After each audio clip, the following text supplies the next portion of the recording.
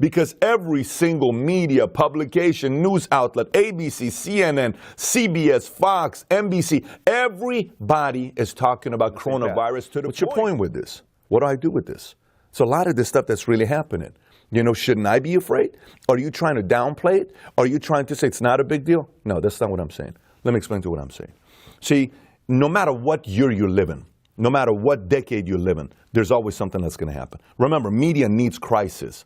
Media needs conflict. Media needs challenges. Media needs conspiracy. That's how they get eyeballs. They need more of it. So today, media is just, they can't wait to come to work to drop the C word, which is what? Coronavirus. Because people want to know more about it. But for you, my encouragement to you is a complete different thing. Look, there's two things in life.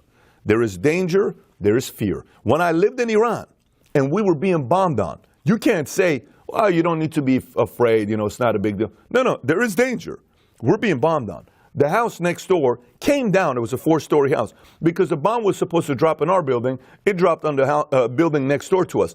So you can't just say, it's okay. When I was in Iran, we're getting bombed on.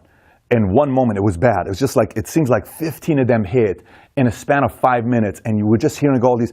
And we're under the stairs. We're hiding here. It's a 4-story building. We're under the stairs because this is metal. Every time the buildings would come down, you would look. The place that would always stay is under the stairs all the way at the bottom. So we're hiding there, me, my mom, my dad, my sister.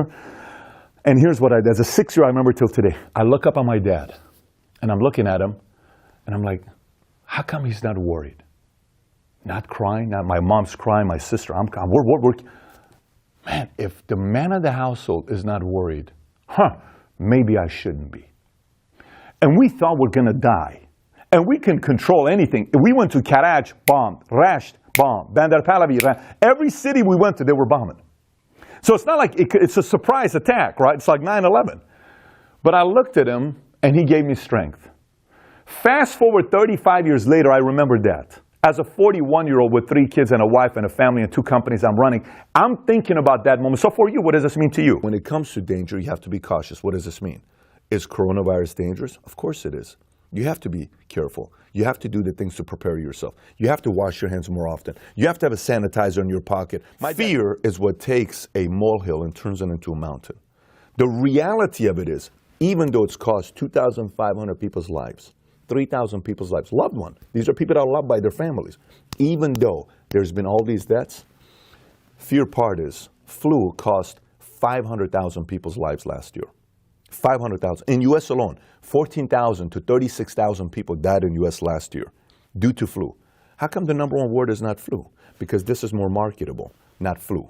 Fear is what takes something like this and turns it this big. Fear is when you and I let control of our imagination and, oh my gosh, what if this happens? What if that happens? So if you're constantly watching about getting sick, if I constantly told you, people are getting sick, people are getting sick, people are getting sick, people are getting sick, people are getting sick, you start thinking maybe you're sick. Smallest thing that happens to you, I think I'm sick. I think I'm getting something.